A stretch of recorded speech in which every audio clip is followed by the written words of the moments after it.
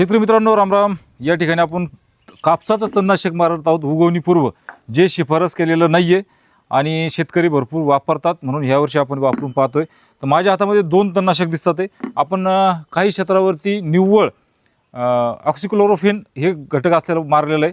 तर याच्यामध्ये गोल नावाने प्रचलित आहे कांद्याचं तणनाशक, ते आपण घेतलेलं आहे. त्याच्यानंतर त्याच्यामध्ये काही क्षेत्रावरती जरा ओल होती, त्याच्यामुळे गवत उगवलेलं आहे, तर आपण त्यात राऊंडअप सुद्धा घेणार आहोत. तर ह्या 200 लिटरच्या टाकीमध्ये आपली ही फक्त 450 ml ची बाटली 932 रुपयाची किंमत आहे.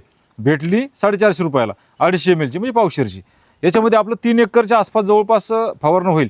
आणि याच्यामध्ये आपण जर ग्लायफोसेट घेणार आहोत, ते घेणार आहोत आपण 300 ml, फक्त 300 ml 200 लिटर पाण्यासाठी. कारण की बारीक तण उगलेलं आहे, 2-2 पानावर आहे किंवा सध्या उगत आहे.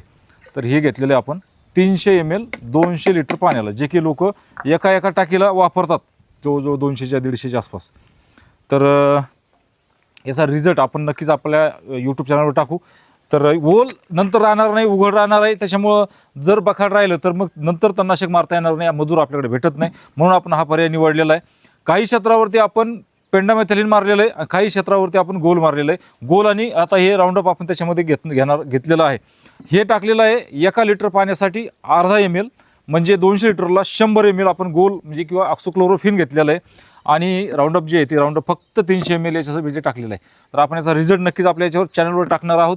पण स्वस्तात जर जमलं तर स्वस्तात तणनाशक आपल्याला हे मिळणार आहे.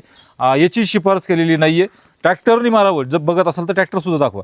ट्रॅक्टरनी मारायची शिफारस आपल्याला केलेली नाही आहे. पण आज पावसाचा ढगाचं वातावरण आहे, जवळपास आपल्याकडे जास्त क्षेत्र आहे, त्या कारणानं आपल्याला हा निर्णय आपण घेतलेला आहे. आणि पटकन होतं, जास्तीत जास्त 1 एकर काढायला 5 ते 7 मिनटं 10 मिनटं लागतात.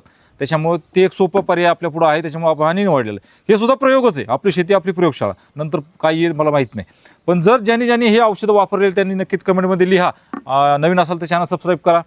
तर भेटू पुढच्या व्हिडिओमध्ये. तोपर्यंत धन्यवाद. राम राम.